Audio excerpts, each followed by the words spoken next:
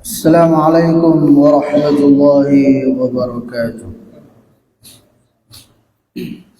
إن الحمد لله نحمده ونستعينه ونستغفره ونعوذ بالله من شرور أنفسنا ومن سيئات أعمالنا.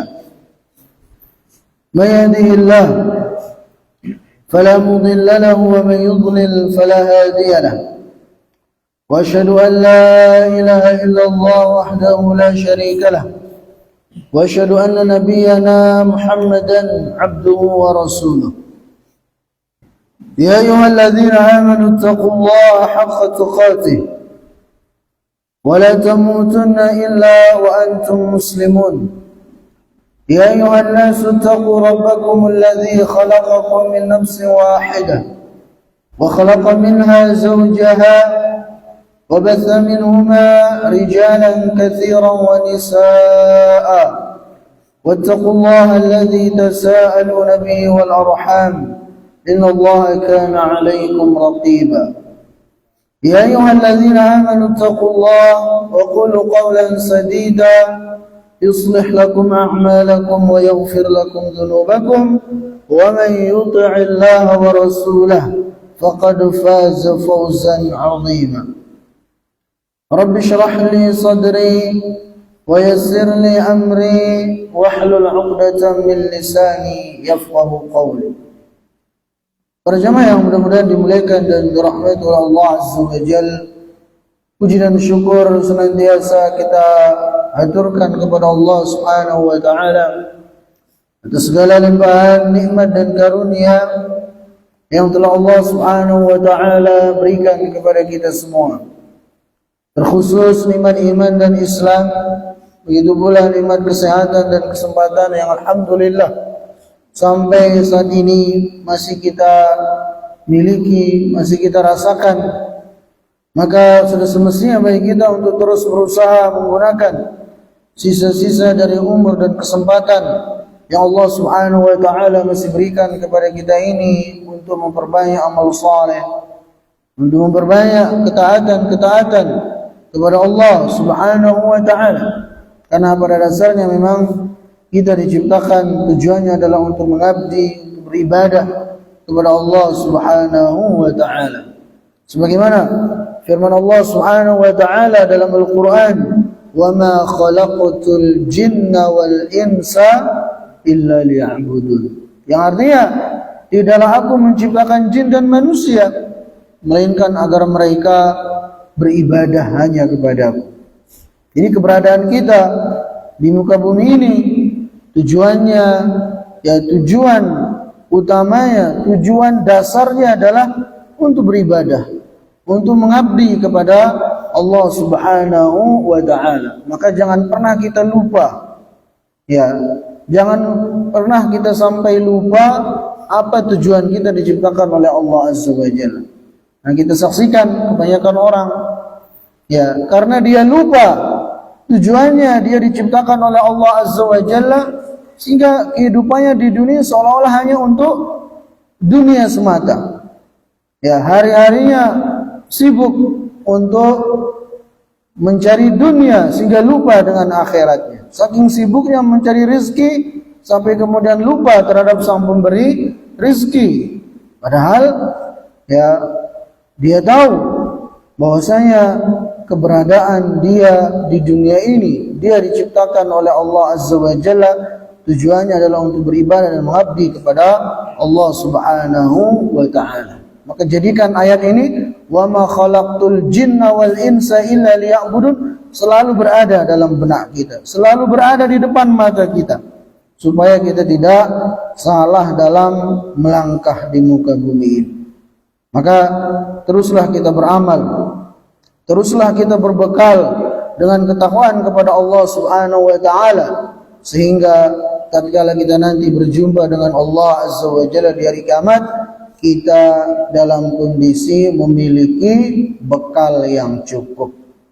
Ya, sebagaimana yang Rasulullah SAW sabdakan, "Wa khudh min sihhatika limaradika wa min hayatika limautika. Gunakan sebaik mungkin masa sehat Anda sebelum datang masa sakit Anda, dan gunakan sebaik mungkin masa hidup Anda sebelum Anda diwafatkan oleh Allah Subhanahu wa taala. Nah, para jamaah yang Allah muliakan, pada kesempatan ini kita akan lanjutkan pembahasan kita dari kitab Riyadhus Shalihin. Kita akan lanjutkan pembahasan dari bab Ar-Raja. Kita akan bahas hadis yang ke-417. Ya. Wa an Itban ibn Malik wa huwa mimman syahida Badran. Jadi hadis ini diriwayatkan oleh sahabat yang bernama Itban ibn Malik radhiyallahu taala anhu.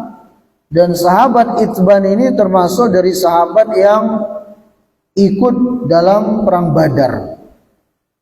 Ya, di mana sahabat-sahabat yang ikut dalam perang Badar itu sahabat-sahabat yang memiliki keutamaan tersendiri dibanding mereka yang tidak ikut dalam perang Badar.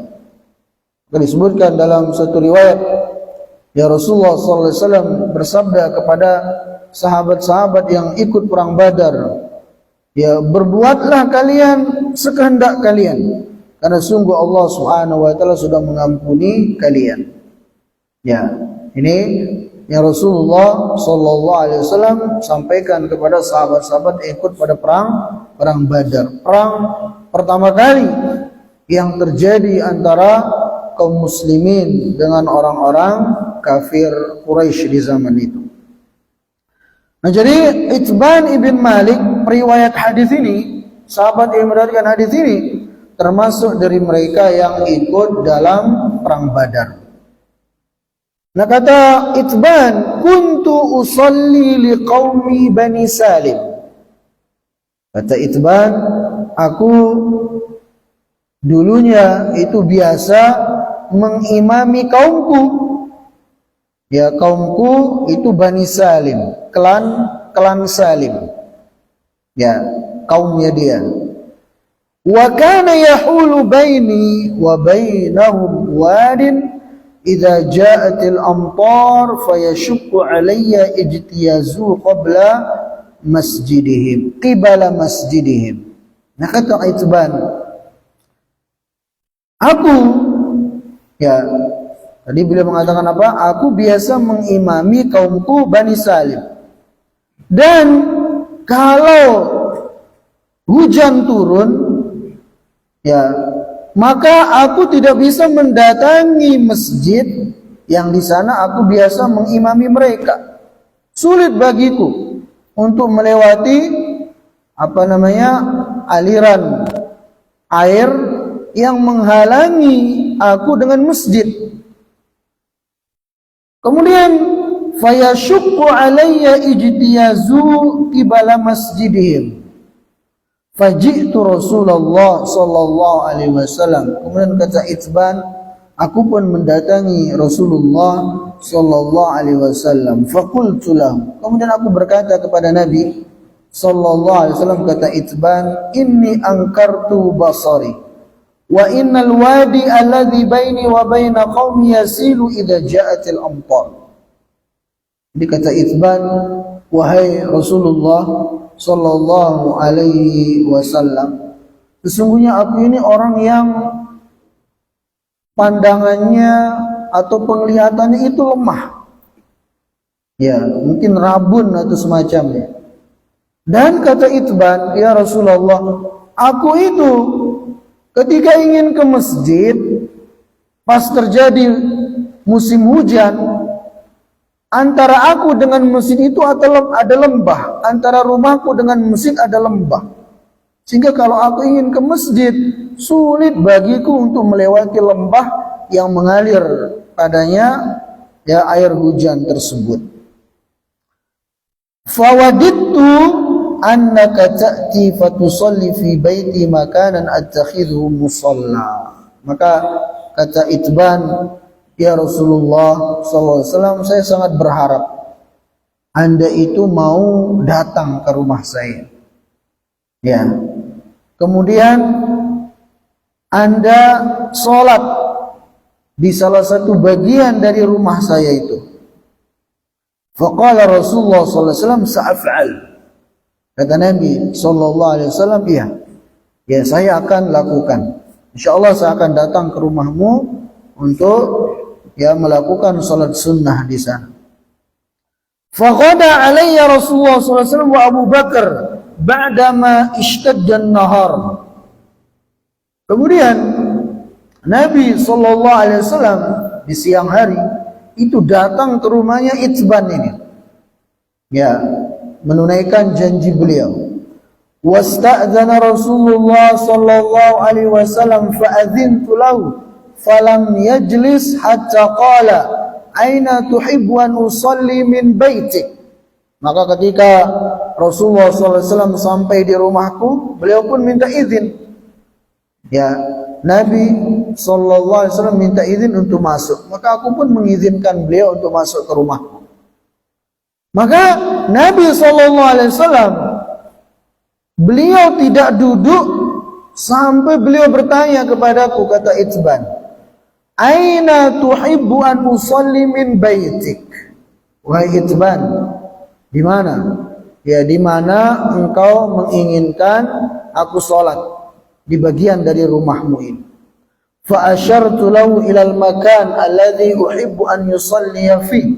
Maka kata Itban, aku pun menunjukkan kepada Nabi sallallahu alaihi wasallam ya satu tempat yang di sana aku senang beliau salat padanya. Fakabbara wa safafna wara'ahu fa shalla rak'atain. Kemudian Nabi SAW mengimami dan kami pun Nabi SAW bertakbir dan kami pun salat bermakmum di belakang beliau. Ada Abu Bakar dan beberapa sahabat yang lainnya termasuk Itban ini. Kemudian fa shalla rak'atain. Kemudian Nabi SAW salat 2 rakaat. Ya. Nabi SAW salat 2 rakaat. Thumma sallama wa sallamna hina sallam. Kemudian Nabi SAW salam, maka kami pun ikut salam. Salat yang dikerjakan ini bukan salat wajib ya. Bukan salat 5 waktu. Jadi yang dikerjakan di rumah Itban ini adalah salat sunnah yang diikuti oleh para sahabat ridwanullahu taala alaihim jami'an. Kenapa Itban menginginkan Nabi SAW salat di rumahnya? Supaya kemudian nanti Itban itu radhiyallahu anhu menjadikan tempat Nabi SAW salat di rumahnya, beliau akan menjadikan itu sebagai musalla. Yang kalau beliau salat sunnah atau misalnya ada uzur tidak bisa salat wajib di masjid, ya, maka beliau akan sholat di tempat Rasulullah SAW itu sholat di rumahnya tadi itu. Itu yang diinginkan oleh Itban. Ya, itu yang diinginkan oleh Itban dari Rasulullah Sallallahu Alaihi Wasallam. Nah, jadi kata Itban, setelah Nabi Sallallahu Alaihi Wasallam salam, kami pun ikut salam. Fahabastuhu ala khaziratin tusna'u lahu. Maka aku pun menahan Nabi sallallahu alaihi wasallam di rumahku, jangan langsung pulang. Aku minta beliau duduk sejenak, aku pun hidangkan kepada beliau khazirah. Khazirah itu semacam roti yang di dalamnya ada daging, ya. Fasamiya ahlud dar anna Rasulullah sallallahu alaihi wasallam shalla fi baiti.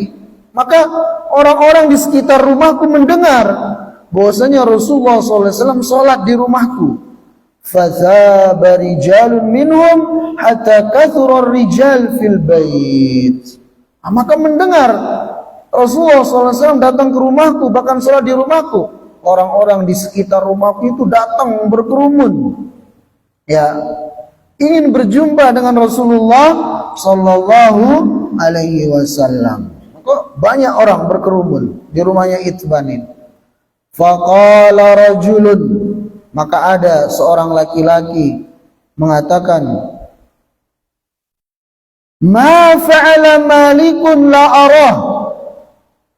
Apa yang dilakukan oleh Malik?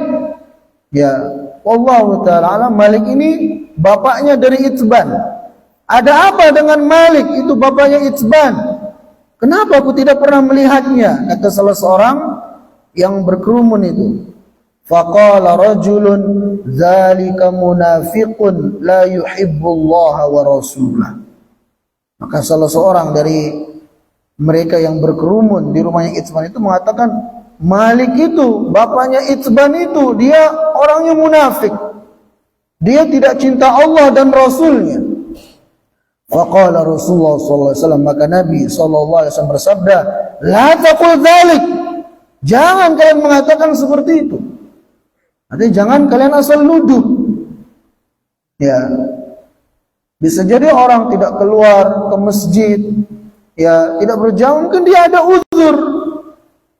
Ya, jangan kalian menuduh seperti itu. Jangan kalian katakan seperti itu, kata Nabi sallallahu alaihi wasallam. Ala tarahu, tidakkah kalian melihat dia itu qala mengatakan la ilaha illallah, tidak ada Tuhan yang berhak disembah kecuali Allah, yabtaghi bidzalika wajha Allah, di mana dengannya dia mengharapkan wajah Allah Subhanahu wa taala. Faqala Allah wa rasuluhu a'lam. Maka orang yang menuduh tadi itu pun mengatakan Allah dan Rasulnya lebih tahu. Amma nahnu fa wallah ma nara wuddahu wala hadithahu illa ilal munafikin. Kata dia, kalau kami ini tidak melihat Malik itu, bapaknya Itzban itu, melainkan dia adalah orang yang biasanya bergaul dengan orang-orang munafik. Maka Nabi sallallahu alaihi wasallam bersabda, fa innallaha harrama 'alan nar. Sesungguhnya Allah Subhanahu wa taala mengharamkan api neraka. Mangqala, bagi orang yang mengatakan la ilaha illallah yabtaghi bidzalika wajha Allah. Di Allah Subhanahu wa taala akan mengharamkan neraka untuk membakar seseorang yang mengucapkan la ilaha illallah, yang dia ikhlas dalam mengucapkannya, yang dia dengan ucapannya itu mengharapkan wajah Allah Subhanahu wa taala. Hadis ini sahih, diriwayatkan oleh Imam Bukhari dan Muslim. Nah, para jamaah yang mudah-mudahan dimuliakan dan dirahmati oleh Allah Azza wa Jalla, dari hadis yang lumayan panjang ini, ya, ada beberapa pelajaran yang bisa kita simpulkan, yang bisa kita ambil. Pertama adalah hirsu ahlil iman ala huduri salatil jamaah wal muhafadha alaiha. Jadi hadis ini mengisyaratkan kepada kita tentang semangatnya, ya, ahlul iman, khususnya para sahabat, untuk melaksanakan sholat berjamaah dan menjaganya. Maka lihat di sini Itzban ini, padahal beliau adalah orang yang matanya rabun, bahkan hampir buta, tapi beliau tetap bersemangat untuk datang ke masjid untuk menghadiri sholat berjamaah dan jadi imam lagi. Ya, jadi imam lagi. Kecuali kalau tidak memungkinkan, seperti yang disebutkan oleh beliau di sini. Ya, terjadi hujan lebat sehingga beliau tidak bisa melewati lembah karena dialiri oleh air, sehingga beliau nggak bisa melewatinya. Maka baru beliau sholat di rumah. Ya, nah ini semangat para sahabat dahulu untuk menghadiri sholat berjamaah. Bahkan ketika mereka buta sekalipun berusaha menghadiri sholat berjamaah. Seperti siapa? Sahabat yang buta, Abdullah ibnu Ummi Maktum. Beliau sahabat yang buta, tapi beliau selalu menghadiri sholat berjamaah. Bahkan beliau ini menjadi muadzin keduanya Nabi sallallahu alaihi wasallam setelah Bilal bin Rabah. Ya, makanya kan dalam hadis tentang sahur, kata Nabi sallallahu alaihi wasallam, "Idza adzana Bilal, apabila yang azan itu adalah Bilal, maka makan dan minumlah kalian. Tapi kalau yang azan adalah Abdullah ibn Ummi Maktum, berhentilah kalian dari makan dan minum, sahur. Maksudnya apa? Ya, di zaman Nabi SAW dan sampai sekarang, azan subuh itu biasa 2 kali. Jamaah yang sudah haji, sudah umroh, tahulah. Ya, di Masjidil Haram, di Masjid Nabawi itu azan subuhnya 2 kali. Azan pertama sebelum masuk waktu subuh. Ya mungkin 15-20 menit lah. Ya, azan kedua baru ketika sudah masuk waktu subuh. Nah, biasanya yang azan pertama itu adalah Bilal bin Rabah. Makanya Nabi SAW bersabda, kalau yang azan itu Bilal, makan. Ya, makan dan minumlah kalau masuk bersahur. Tapi kalau yang azan adalah Abdullah ibn Ummi Maktum, berhenti dari makan dan minum karena sudah masuk waktu subuh. Nah, bayangkan Abdullah ibn Ummi Maktum, sahabat yang buta. Ya, tapi beliau selalu menjaga sholat berjamaah. Bahkan jadi muadzin lagi. Ya, sebagian kita kadang ya dikasih tubuh yang sehat, Masya Allah, yang kekar kuat. Masjid pun gak jauh dari rumahnya, tapi begitu berat langkahnya ya ke masjid. Padahal dia tahu sholat di masjid itu pahalanya jauh lebih besar daripada sholat di rumah. Langkah kita ke masjid itu terhitung meninggikan derajat, menghapuskan dosa. Ya, belum duduknya kita di masjid menunggu tiba ya iqamah, selama duduk kita itu terhitung pahala sholat bagi kita. Nah, seperti kita sekarang ini. Ya, selain kita mendengarkan pengajian ini, kita duduk ini sambil niatkan menunggu tibanya waktu Isya. Maka selama duduk kita ini, kata Nabi SAW, selama itu pula kita akan mendapatkan pahala seperti pahala orang yang sholat, terus menerus mengalir pahala. Ya, itu diantara keutamaan sholat berjamaah. Ya, belum keutamaan-keutamaan yang lainnya. Makanya kalau dalam madhab Hambali, kalau ulun kada salah, itu sholat berjamaah itu wajib hukumnya, fardu ain.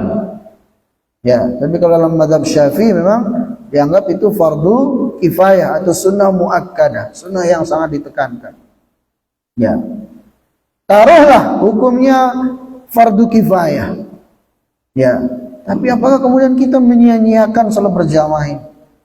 Yang utamanya luar biasa. Ya, kita kalau untuk urusan dunia, kalau untuk mendapatkan keuntungan dunia, itu semangatnya kita luar biasa. Tapi kalau keuntungan akhirat, kadang kita ya memandang sebelah mata. Ya, contoh misalnya, padahal di dekat rumahnya, nggak jauh dari rumahnya ada misalnya dia mau beli apa, kipas angin misalnya, nggak jauh dari rumahnya ada toko kipas angin, toko elektronik. Cuman karena kemahalan 20.000, 30.000, dia nggak beli di sana, dia pergi yang agak jauh sana supaya untung 20.000, 30.000. Nah, kita kalau dalam urusan dunia begitu semangatnya kita mencari keuntungan. Sedangkan dalam urusan akhirat, dia tahu sholat di rumah cuma dapat 1. Kalau di masjid berlipat-lipat pahalanya. Tapi begitu beratnya dia melangkahkan kakinya. Ya, untuk urusan akhiratnya. Maka ini, ya, ini contoh para sahabat ridwanullah taala alaihim jami'an. Ya. Bahkan mereka yang buta sekalipun, termasuk ini sahabat dalam hadis ini, Itban, itu matanya rabun, hampir gak bisa melihat, tapi semangatnya untuk datang ke masjid, bahkan mengimami kaumnya. Kemudian faedah yang kedua dari hadis ini, al-hirsu atau ar-rukhsatu fi takhalluf an salatil jama' li udhrin yamna'un nas min adaiha.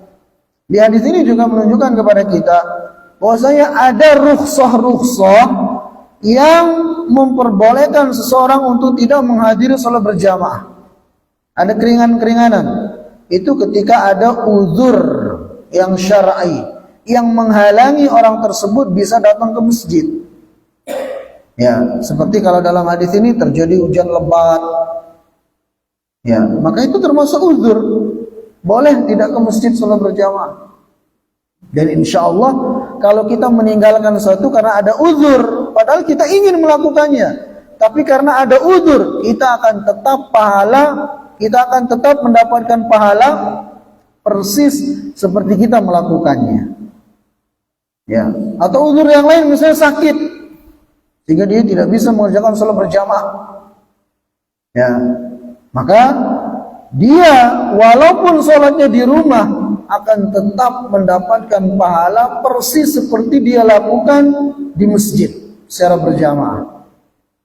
Ya, sebagaimana sabda Nabi SAW, "Idza maridal 'abdu aw safara, kutiba lahu ma kana ya'malu muqiman sahiha." Apabila seorang hamba itu sakit, ya, lantas dia tidak bisa mengamalkan ibadah-ibadah yang rutin dia lakukan, maka akan dituliskan bagi dia pahala persis seperti dia melakukannya, walaupun dia tidak melakukannya. Karena niatnya itu, karena dia kalau seandainya dia sehat, dia akan lakukan ibadah-ibadah itu. Cuman karena kondisi tidak memungkinkan, lagi sakit dan semacamnya, sehingga dia tidak melakukannya, maka kata Nabi SAW, dia akan mendapatkan pahala persis seperti dia melakukannya. Jadi begitu pula dengan sholat berjamaah ini. Kalau ada uzur silahkan, nggak menghadiri nggak apa-apa. Ya, lagi hujan lebat, lagi sakit, atau dalam kondisi ketakutan yang mencekam, boleh tidak datang ke masjid untuk menghadiri sholat berjamaah. Ini khususnya bagi yang berpendapat bahwasanya sholat berjamaah itu hukumnya wajib bagi laki-laki, begitu. Karena memang dalilnya sangat kuat sekali. Dalam hadis yang lain, Rasulullah SAW bersabda, "Man sami'an nida falam ya'ti fala salata lahu illa min uzrin." Kata Nabi SAW, barang siapa yang mendengarkan azan dikumandangkan, lantas dia tidak mendatangi tempat azan dikumandangkan, itu sholat di masjid berjamaah, fala salata lahu, maka tidak ada sholat baginya illa min uzrin, kecuali kalau dia ada uzur. Nah, ini memang dalilnya tegas sekali memerintahkan kita untuk melaksanakan sholat berjamaah, ya, sholat 5 waktu secara berjamaah di masjid bersama kaum muslimin. Kemudian selanjutnya, kesimpulan yang bisa kita ambil dari hadis Itban yang dibacakan di awal tadi itu adalah su'alu ahli dzikri wal i'tidhar ilaihim fil hukmi alladhi la yuqdaru alaihi illa bimasyaqqatin. Seorang kalau bingung tentang satu hukum, bingung tentang satu perkara, khususnya perkara agamanya, maka hendaknya dia bertanya kepada ahlul ilm, tanya kepada ahli, tanya kepada ulama yang berkompeten. Maka lihat ini sahabat Itban ini. Ya, ketika beliau hendak sholat ke masjid tapi ada hujan lebat, sedangkan antara rumah beliau dengan masjid ada lembah sehingga ngalih untuk dilalui, beliau datang kepada Nabi SAW bertanya tentang apa yang semestinya beliau lakukan. Ya, seorang muslim harusnya seperti itu.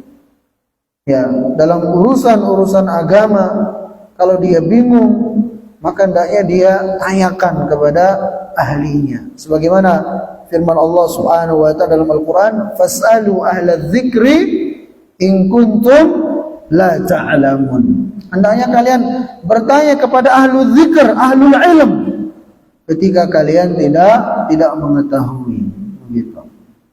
Ya, maka jangan asal-asalan juga bertanya.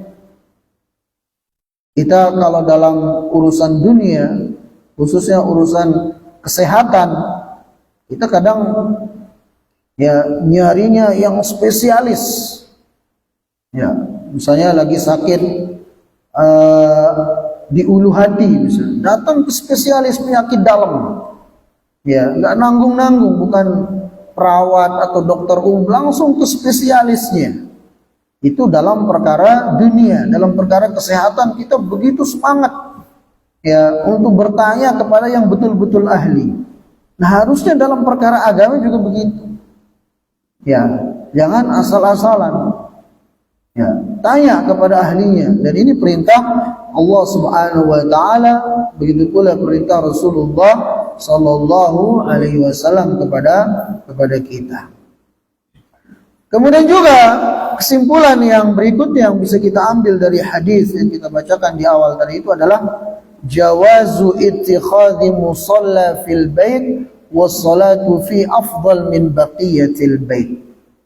Jadi bolehnya seseorang itu menjadikan tempat khusus untuk sholat di rumahnya, ya, yang dia hari-harinya melakukan sholat sunnah di sana, ya, atau mungkin istrinya, anak-anak perempuannya itu sholatnya baik sholat wajib di tempat itu.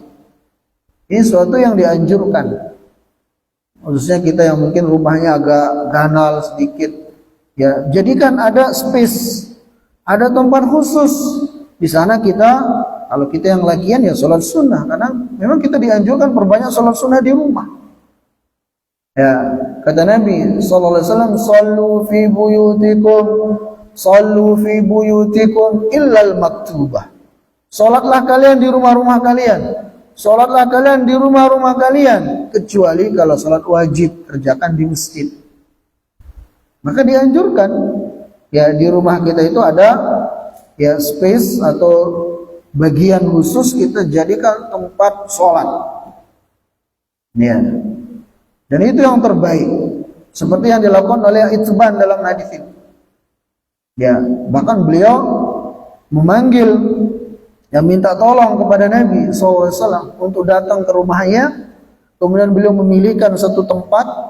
Kemudian diminta Nabi SAW sholat di sana, yang kemudian beliau akan menjadikan tempatnya sholat Rasulullah SAW sebagai tempat beliau hari-hari mengerjakan sholat sunnah di sana. Begitu pula keluarga beliau. Ya, ini sesuatu yang dianjurkan. Kemudian juga hadis ini menunjukkan kepada kita jawazu imamatil a'ma. Jadi bolehnya orang buta menjadi imam. Seperti ini, Itban ibn Malik. Beliau buta. Ya, tapi beliau menjadi imam bagi kaumnya. Ya, maka orang buta itu tidak masalah untuk menjadi imam. Dan di beberapa negara juga ada. Ya, imam-imam yang buta, ya, tapi masya Allah ilmunya luar biasa. Ya, hafal Al-Quran 30 juz. Kayak apa menghafalnya? Lewat pendengaran. Ya, dan banyak seperti itu. Ya, ada yang bukan Quran saja dihafal, padahal buta. Dia hafal 9 kitab hadis. Ya, Sahih Bukhari, Sahih Muslim, kemudian apa namanya? Musnad Imam Tirmidzi, Nasai, Ibnu Majah. 9 kitab hadis yang isinya ribuan hadis dihafal semua. Kalau Al-Quran gak usah ditanya. Orangnya buta dan masih umurnya belasan tahun. Subhanallah. Dan itu langsung dites oleh para masyayikh di depan halayak ramai. Ya. Nah, jadi orang buta itu diperbolehkan untuk menjadi imam. Ya, selama memang layak ya untuk dijadikan sebagai imam dalam sholat. Kemudian yang berikutnya adalah jawazu ikhbaril mar'i an nafsi bima fi min ahah wa la yakunu dzalika min bab syakwa. Jadi hadis ini juga menunjukkan kepada kita boleh bagi seseorang untuk menceritakan kepada saudara tentang penyakit yang menimpa dirinya. Dan itu bukan termasuk berkeluh kesah yang dilarang. Sebagaimana dilakukan oleh Itban dalam hadis ini. Beliau datang kepada Nabi SAW, beliau sampaikan tentang apa namanya penyakit yang menimpanya. Ya, dan Nabi SAW tidak mengatakan, oh, kamu nggak usah ceritakan itu, nggak boleh kalau kesah, enggak. Ini nggak masalah seperti itu. Ya.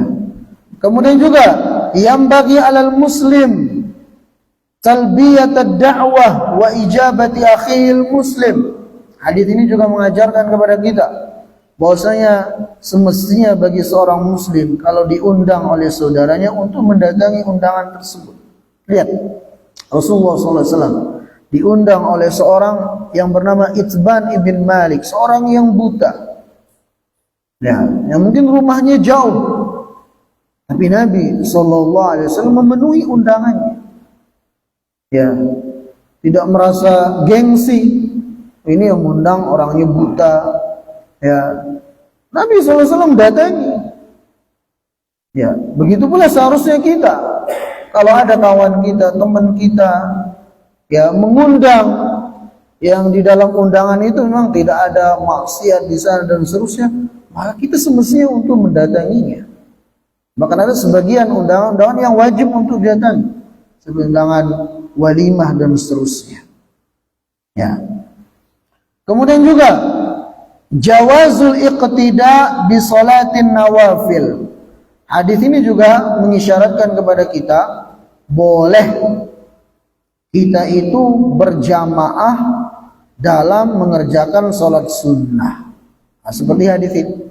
Ketika Nabi SAW salat di rumahnya Itban ibn Malik, di sana Rasulullah SAW diikuti oleh para sahabat. Ada Abu Bakar, sahabat yang lainnya, termasuk juga pemilik rumah, sholat di belakang Nabi SAW. Padahal yang dikerjakan adalah sholat sunnah.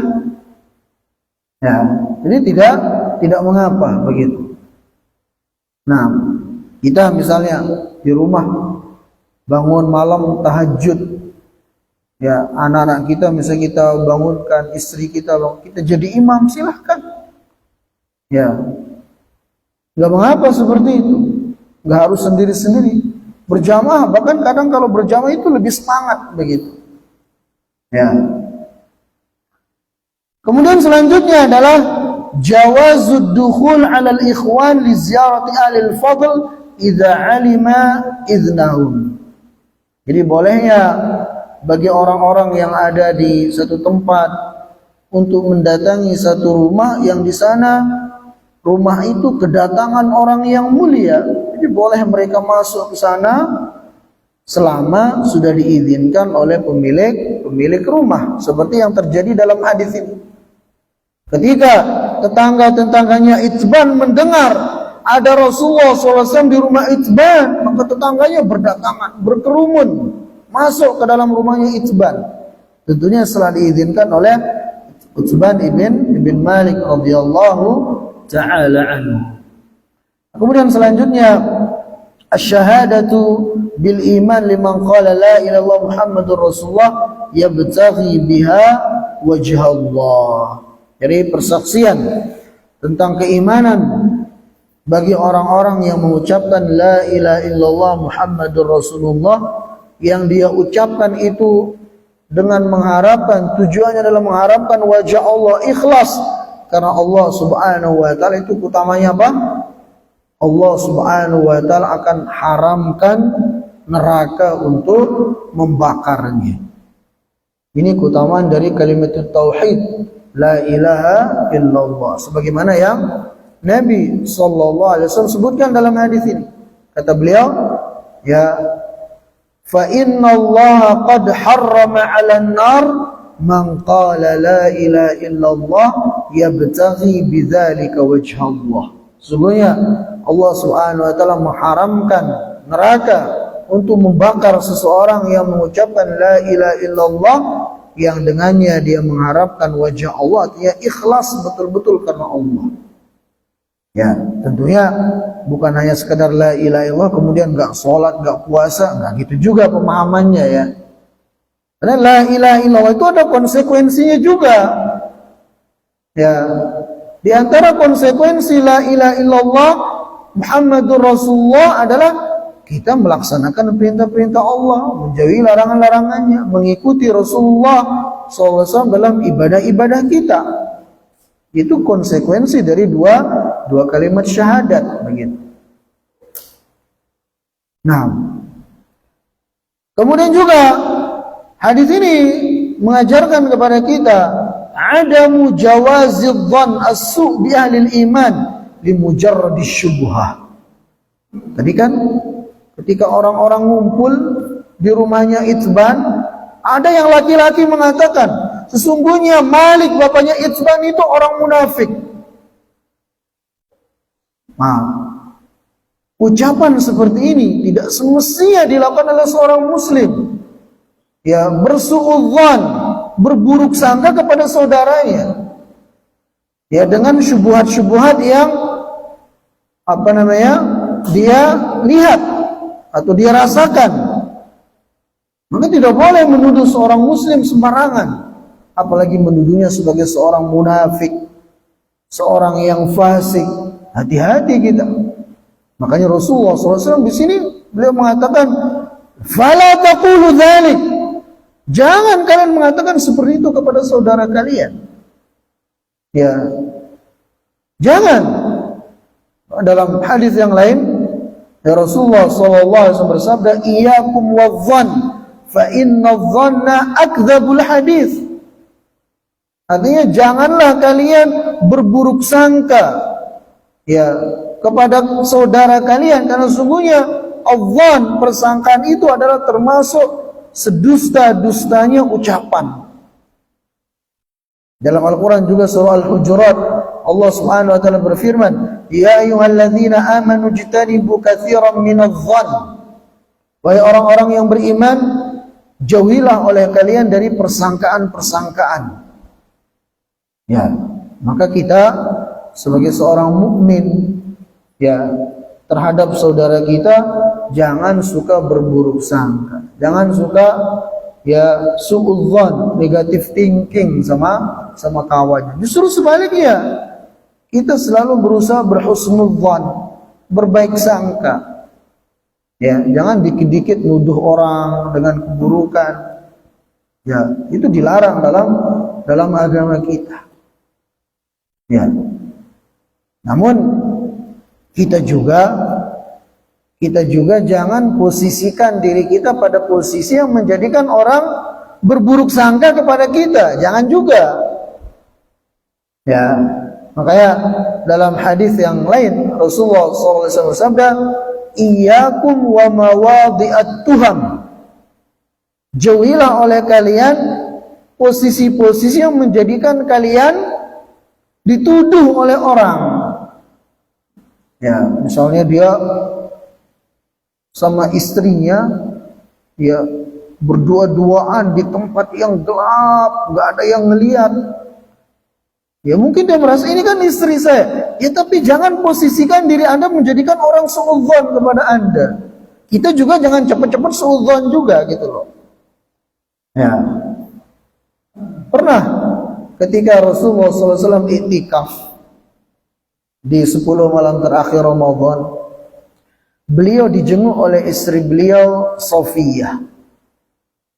Nah, ketika sudah selesai hajatnya, urusannya, Sofiyah hendak pulang. Diantarlah oleh Nabi SAW.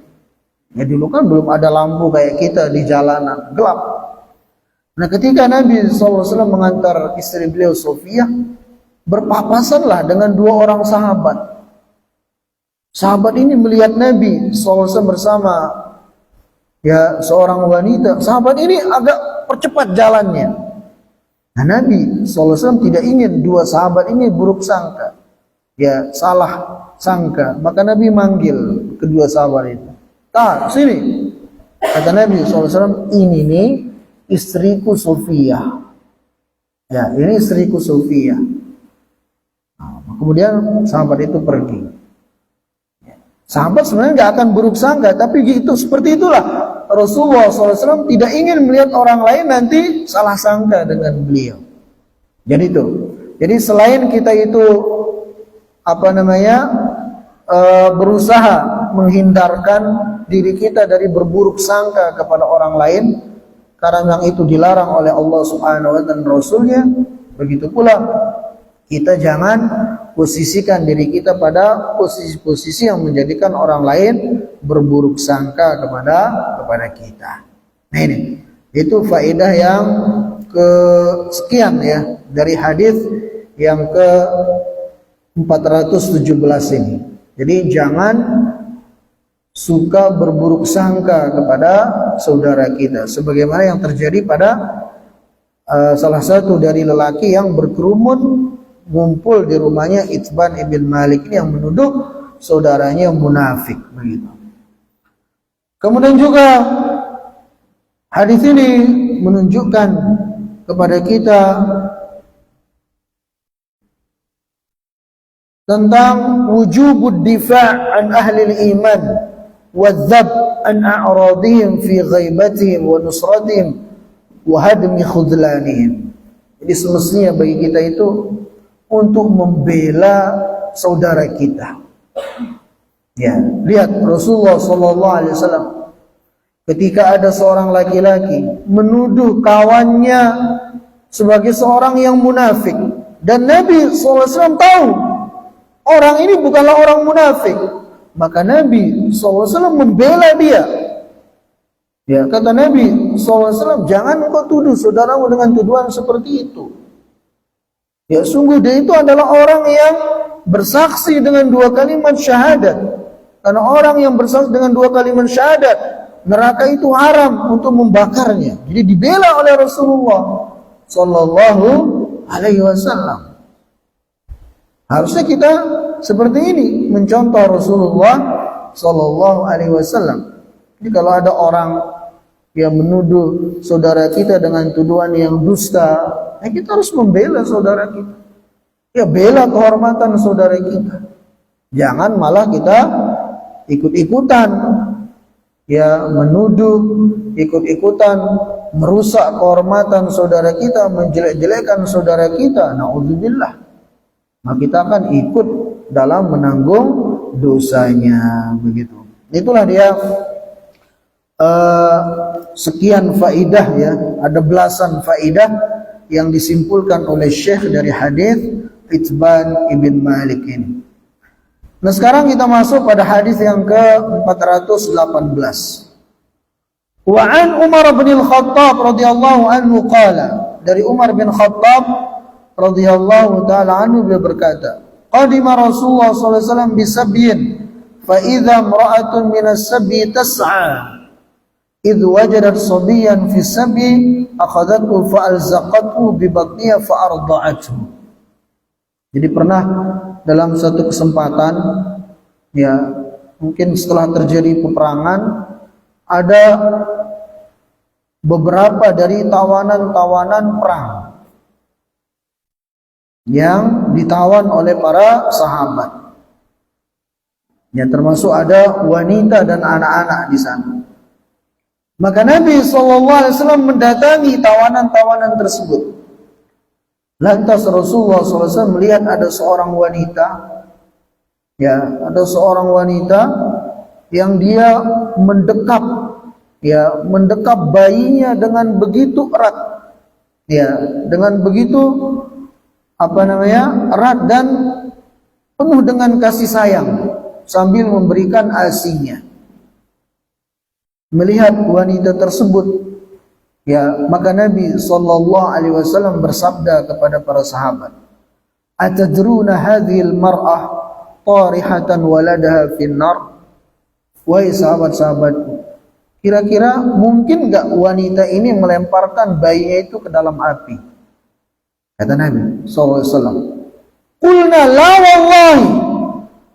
Kata para sahabat, pastinya tidak, demi Allah. Wanita ini tidak akan pernah mau melemparkan bayi yang begitu dia sayangi ke dalam api. Qala, maka Nabi sallallahu alaihi wasallam bersabda, "Allahu arham bi ibadi min hadhi bi waladiha." Kata Nabi sallallahu alaihi wasallam, sesungguhnya Allah Subhanahu wa taala itu lebih sayang kepada hamba-hambanya dibanding sayangnya wanita ini kepada bayinya itu. Ya, mudah-mudahan bisa difahami, ya. Maksudnya di sini Rasulullah SAW ingin menggambarkan kepada kita bagaimana sayangnya Allah Subhanahu wa taala kepada kita sebagai hamba-hambanya. Ya, lebih sayang daripada wanita yang tadi itu terhadap bayi yang dia begitu dekat dengan kasih sayangnya, dikasih ASI dan seterusnya. Tentunya wanita ini mustahil akan melemparkan anaknya ke dalam api. Nah begitu pula Allah Subhanahu wa taala terhadap hamba-hambanya. Allah Azza wa Jalla tidak ingin melemparkan kita ke dalam api neraka. Tapi kadang kitanya yang melemparkan diri kita ke dalam api itu. Yang buktinya Allah Subhanahu wa taala telah berikan kepada kita kemudahan-kemudahan supaya kita itu terhindar dari neraka masuk ke dalam surga. Contoh dalam hal pencatatan amalan baik dan buruk. Ya, kalau kita melakukan kebaikan itu dicatat minimal 10. Bahkan ada yang sampai 700 kali lipat. Bahkan ada yang sampai kelipatan yang hanya Allah yang mengetahuinya. Itu kalau yang kita lakukan kebaikan. Tapi kalau yang kita lakukan keburukan, apakah Allah lipat gandakan dosanya? Enggak. Satu keburukan Allah tulis satu dosa. Giliran kebaikan Allah lipat gandakan. Nah ini menunjukkan apa? Menunjukkan kepada kita luasnya rahmat dan kasih sayang Allah Subhanahu wa taala kepada kita sebagai hamba-hambanya. Cuman kadang kitanya saja nggak tahu diri. Padahal sejatinya Allah Subhanahu wa taala itu lebih sayang kepada kita, bahkan lebih dari sayangnya kita kepada diri kita sendiri. Insyaallah kita akan bahas hadis ini pada kesempatan yang akan datang. Kita tutup subhanakallahumma wa bihamdika asyhadu an la ilaha illa anta astaghfiruka wa atubu ilaik. Assalamualaikum warahmatullahi wabarakatuh.